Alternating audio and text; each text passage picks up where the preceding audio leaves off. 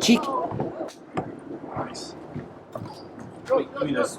Oh, yeah. Give me those questions, bro. You got to write them down too, eh? Sweet. Okay. Thanks, Marty. Yeah, fully sick, eh, bro? So, first memory of skating. First memory of skating, approximately 72.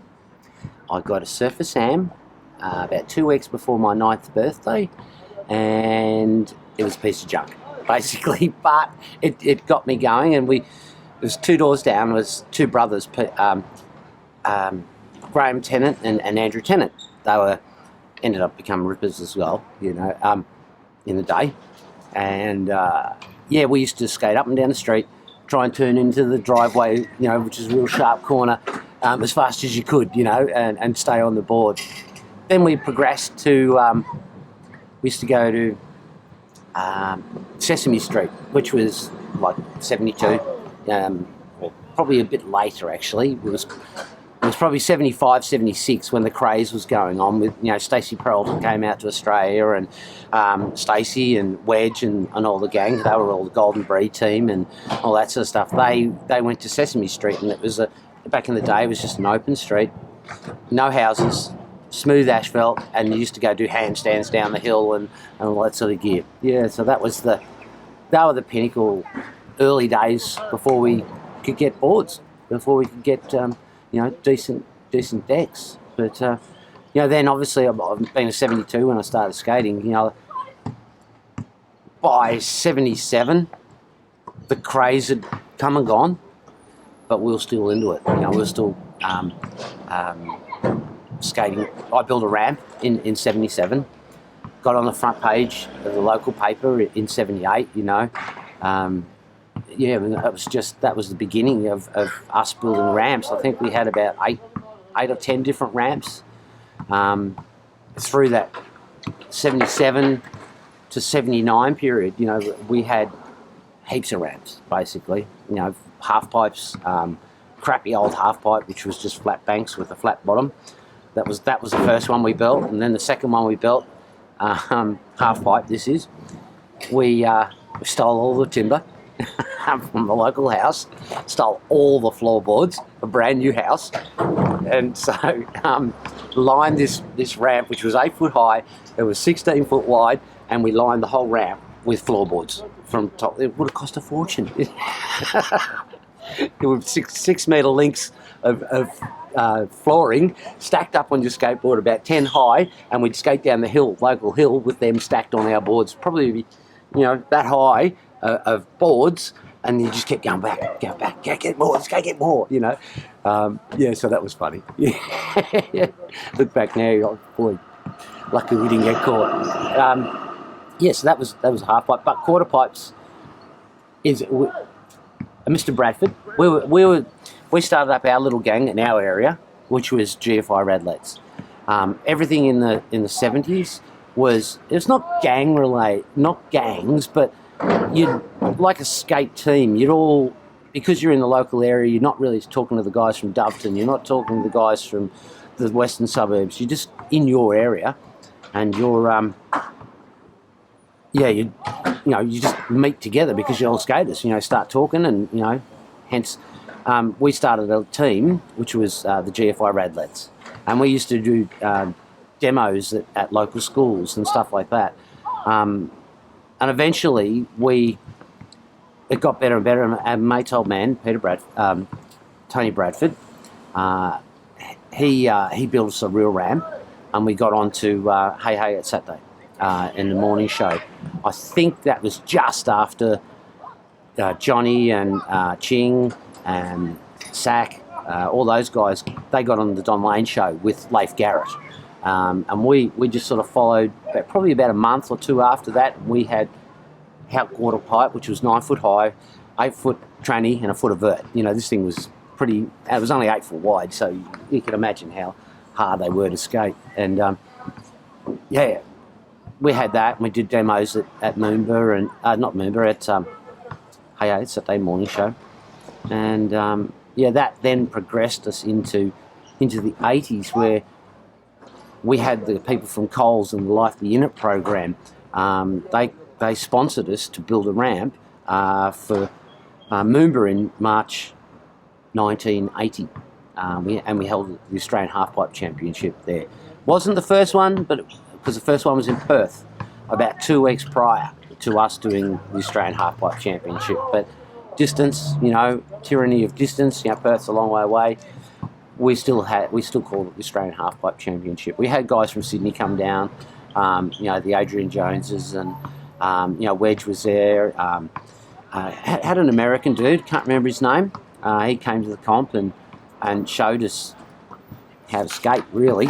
Skated probably better than all of us, but the difference in relationship of skating in the States to what we were doing in Australia. The States had all the places, all the pools. They had Del Mar Skate Ranch. They had all the rad skate parks.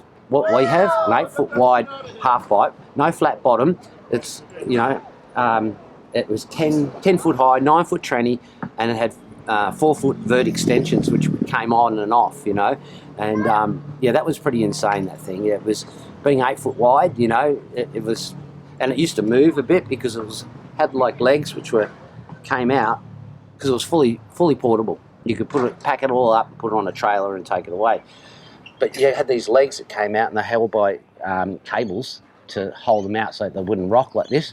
But the thing was sitting on grass, so it was doing this while you're skating. It was pretty, pretty bizarre. But for the time, that was insane. There was nothing else like it. There was just a real buzz, and we'd do the demos at Moomba, and we'd skate all day, basically. Every 2 hours was a demo. Have our tunes playing, got Devo playing and all this sort of stuff. And that was pretty controversial back in the day. But Devo and B-52s playing, it was funny. But we had the ramp there set up. The thing is only 8 foot wide, and we'd be doing demos and we'd be doing doubles on an 8 foot wide ramp, 2 of us doing that, like boom, boom, you're just passing each other. We try and get off. Once you get 2 guys going, you have to fly off the side of the ramp, into the crowd just so you could get off the thing. But it was fun times. That was cool. What you got?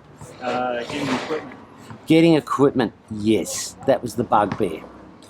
You had surf shops, you had Marty Surf, Surf Dive and Ski, Melbourne Surf, Max Water Ski World down in wherever they are.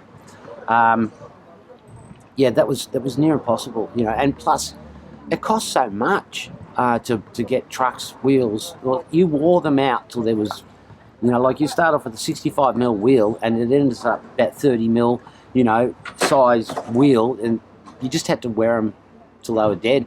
But I think I used to go, or you used to send away to Val Surf. I sent away to Val Surf, for my Bones Cubics in 1979, and ended up getting one of these. Not what I ordered.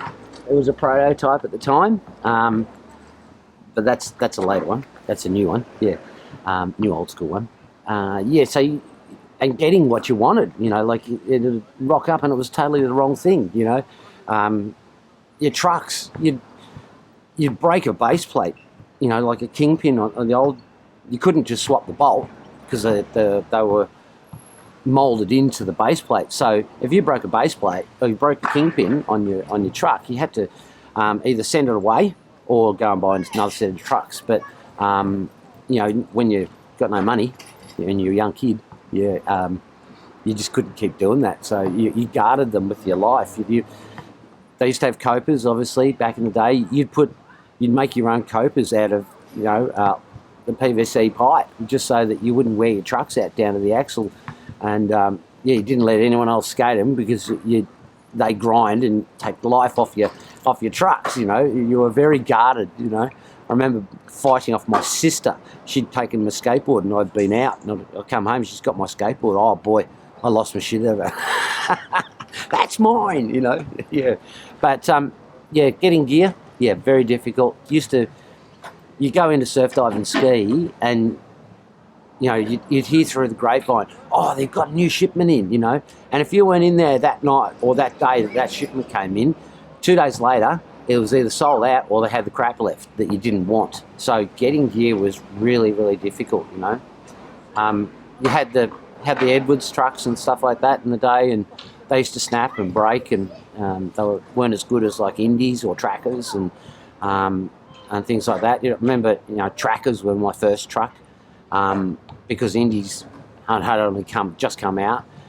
The thing was too, if you're ordering off Val Surf for us in Australia, we were getting the skate mags 6 months later. By the time they hit Australia, so you then order. You get your money order and you post it off to Val Surf. By the time it gets to the States, that's outdated, and the new equipment has taken over. So it was hard. But you know, Melbourne surf, dive and ski in the city. That's you always every weekend or whatever. You'd jump on a train, go to the city, see what they've got, see if you can scrounge up the money to buy something, and off you go. Yeah, but yeah, it was hard. It was difficult. Influential skaters, local and international. Okay, international. Well, everybody, I think, in the late, you know, 70s, getting into the 80s, it was early days. It was obviously the Dogtown boys. You know, Jay Adams, Tony Alva, Bob Biniak. You know, all those guys, Shogo Kubo. All those guys were the pinnacle. But then, as you know, like Dwayne Peters as well, he would have been an idol back then. This is before he had short hair. This is when he was long blonde-haired kid, you know, before the punk rock thing. But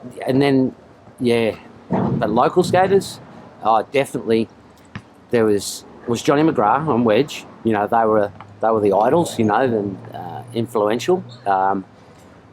Around the Mount Waverley area, which is where we were GFI Rad lads, you know, we had Glenn Gusky, had Noel Forsyth, had another guy, Peter Cray. My God, this guy was unreal. He was doing hand plants. He was doing alley oops in like 79, you know, which was unheard of. You know, because in Australia anyway, because we were so far behind, we were getting magazines and trying to do the tricks out of the magazines, and you're trying to look at a picture and try and work out how to do these tricks. So it was all mind-boggling to us. But Peter Cray, he came from Canada, I think. He was in Australia for about 3 or 4 years. But yeah, he had this half pipe in the backyard, and it was. He was a gymnast. He was 9th in Australia at the parallel bars, so he was gymnastically talented, and you do amazing inverts and all that sort of stuff. As Johnny and that were just starting to do them as well, so I reckon that was 79. I reckon that was about then. But I remember Johnny though. He just before the Moomba comp, he'd been to the States, and he came back. He was good before he left, but then when he came back, my God, he excelled. He'd skated all these, you know, the Del Mar Skate Ranch and all these places. And next thing you know, Johnny's doing inverts and layback airs, and I don't think anybody else was doing them at that time. And maybe the guys up in Sydney, Manly, and the Adrian Joneses and the Biffs, Biff Murdochs, I think they were doing them as well, but the first time we'd seen him in Victoria was Johnny pulling these rad inverts on an 8 foot wide, you know, half pipe. It was, he was good. He was very good. You know, it was the old gang orientated garbage, or the team. You know, you had the Radlanders, you had the GFI Radlads, you had the Sparks team, you had the Inlanders, Fluid Air was another one. And that competition sort of aspect, that really drove us, you know, along. You've got to be better than them, And, you're like, we didn't get to skate with those guys unless a lot. You know, they would come to your half pipe or something like that. They'd rock up and there'd be a full-on session going on, and then the, you know, your mate's mum comes out and says, "You're making too much bloody noise, you know, shut up." We're skating one day. Peter Hill's there, Stephen Hill, Johnny, Wedge, all the GFI guys. I think Sack was there as well.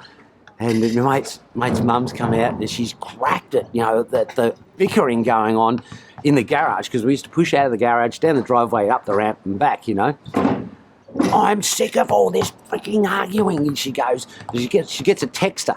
So she gets the texter and she puts numbers on our hands, and now we had to skate in your number order. And she was standing there policing it. Right, it's your go. Right, it's your go. Right, it's your go. No, I'm not going now. It's his go then. Just because of the bickering, yeah. It was funny. It was damn good.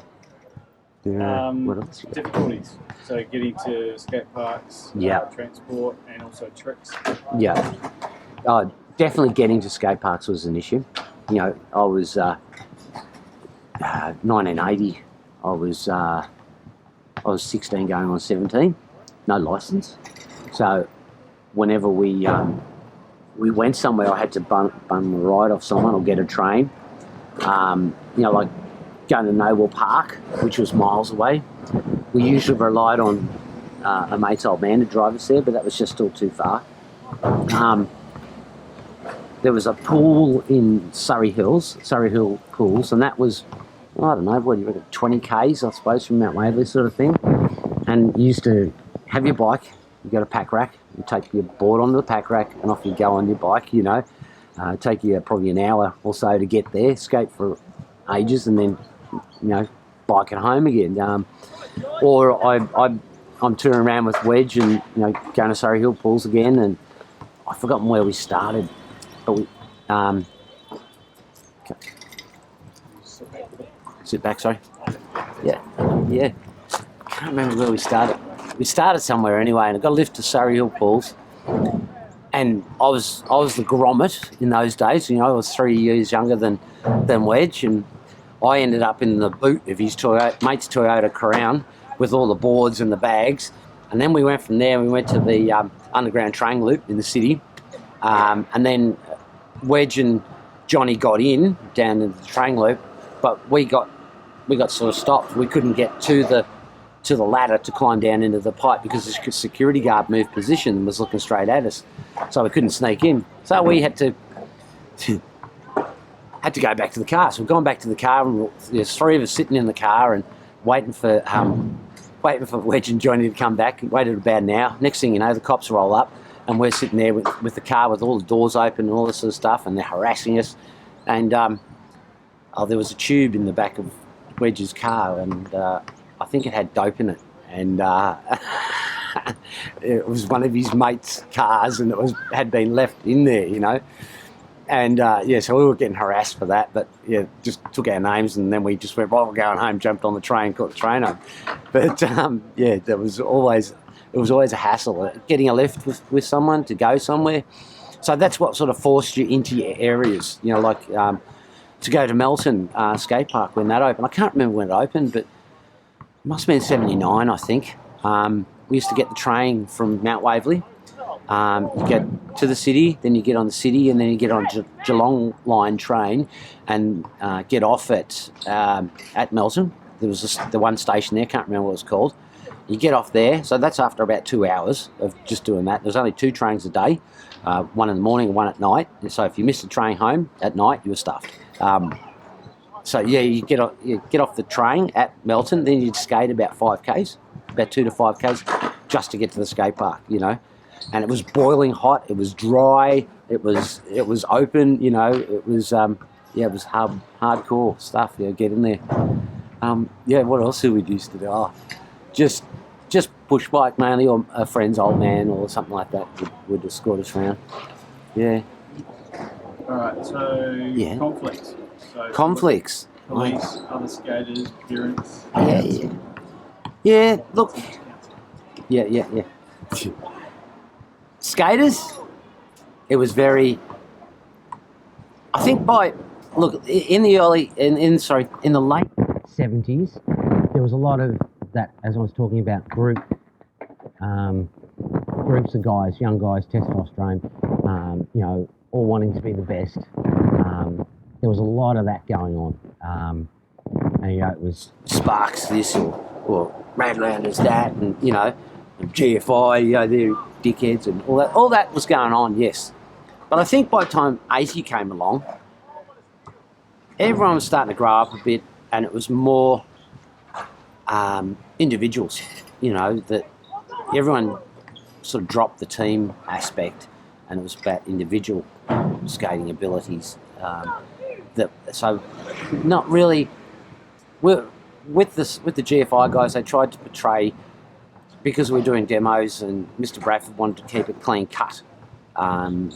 Sort of we whereas the Radlanders, they were hardcore guys. They growing up in Doveton and doing it tough. Hard lives. I don't envy. We were middle class, being Mount Waverley at the time, but you still had this competitiveness amongst you, to succeed. Yeah, but police didn't really get hassled too much by police. Probably more by skinheads on the trains. You get on the train, and you weren't a surfer. It was either you were either in the late 70s, early 80s, you were either a surfer or a skinhead. And you get on the train, and the skinheads on the train, you're going to expect trouble. They're going to come and harass you, and endless times. Because in Mount Waverley, you had the Glennie boys, you had the Sindel Sharps, and you had the Geordie boys, and then you got to the city, and then you got the Melbourne Sharps and the Melbourne Skins and all this sort of stuff. And there you are, a skateboarder, So you always held your skateboard in your hand just in case, a bit of self-preservation with the board, just in case. But look, I think we just stayed away from it. You just walk away, you move on. We want to go skating. We don't want to be fighting. Yeah. So that was those days. Yeah. Well, parents? Oh yes, fairly supportive. Remember Dad saying to me, "You'll never go anywhere doing this. It's not going to. You've got no future doing this." And I go, "Nah. You can. This is good, And it's quite funny, in probably 2000 or whatever. I was talking to Mum and Dad, talking about Peter and Stephen Hill, Globe. They've just made, Peter was the most wealthiest under 40. And I'm sort of going, no money in skateboarding, eh? Yeah. But yeah, they made it. They were supportive, but they didn't see that it was going to be. It could be a serious sport that it is today. The guys making millions of dollars doing it. There was none of that. You were lucky if you got a T-shirt, if you got a hat, you were stoked. Like that. That was huge. Young guys now, they go to a comp and they get a brand new setup. They'll get a brand new board. Wow, we didn't. You got first place, or you got second place. That's the Moomba comp. That was $500 first prize, which in those days that's a hell of a lot of money. I started work in '81. My first pay packet was $54. And in this comp, Johnny's won $500 and gone to the States. So I mean, that was a huge thing in 1980 for that, with that comp, to actually to get to win. But if Johnny was in it, and Wedge is in it, and Adrian Jones is in it, well, you got no hope. They were killing it. Yeah, I got sixth. Yeah, stoked. Tragedies. Tragedies through death, drugs. Death, drugs. Yeah. Ones that affected you the most? Probably Norm Edwards. He was a Radlander, and I hadn't seen these guys until about I can't remember what year it was that I started working. He started working with us. I was working at a place, and he actually started there working in another section, and it was sort of got me thinking about skating again. But I'd gone away for work, which I used to go away for 12 weeks at a time, and I'd come back, and no one's told me he's passed away, and the funeral's been and gone, and that was very disappointing. Like, I was lucky that in my group, we didn't get involved in the drug scene, I suppose, as it was in those days. There was a lot of that going on.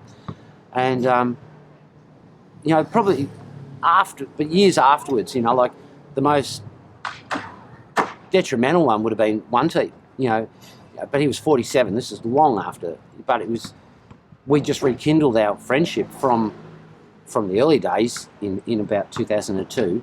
And I can't remember the year he died. 2007, I think he died. But yeah, that was sad. That was heart attack. That wasn't drugs. I think I stopped skating probably 82. I was done. I'd moved on. I was surfing. Chop. Where were we at? Yeah, drugs. Yeah. A lot of, yeah. Look, it was a hangover from the 70s. You know, the 70s drug scene. Mates, most of the guys I knew in skating, they moved on to different lifestyles. You know, like a lot of them smoking dope and all that sort of stuff. But no one really died. You know, there was nothing harder than dope, and I don't consider that. You know, it wasn't heroin, it wasn't speed, it wasn't those excesses. You know, but yeah, as I said, I moved away from skating by 82. I was gone. You know, I was just didn't like the scene where it was headed because there was a lot of drugs involved in it. You know, and those who survived it, I think they're bloody lucky to have, and not, you know, and to come out on the other side, good people, got their shit together. Is good to see. I personally had to get away from it. You know, like I went and did karate in '84 just to break away. Did that for 12 years, and that put me back on good terms. You know, got me fit again, and you know, I was taken off in like, it got very frustrating that you couldn't get gear and parks. They were crap. They were absolute garbage. And you know, you see what the guys are getting in the States, and we're here in Australia getting nothing but these shitty old parks, lumpy, bumpy, you know, and you get a ramp like Moomba. We only had that for 2 weeks, you know, 2 weeks of sessions. So, you know, it was up for 2 weeks, took a week and a half off school, beautiful, you know, skated it flat out every day. That stopped, then the ramp goes away, you know, it doesn't come back out again until later on we did a demo at the VFL Park out in Mount Waverley, outside town. They were going to try and put us on telly. Sorry, not telly. Half-time in the grand final, they were going to put the ramp on the ground, and we went out there and did a demo for them, and they decided that no, we won't do that because it's going to detract from the football, and it's going to take kids away from football and put them on skateboards. And I thought, how biased is that? It's ridiculous, you know. Could have done them good, but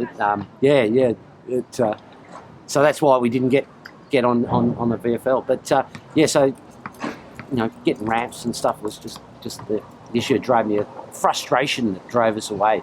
Equipment, places to skate that were half decent.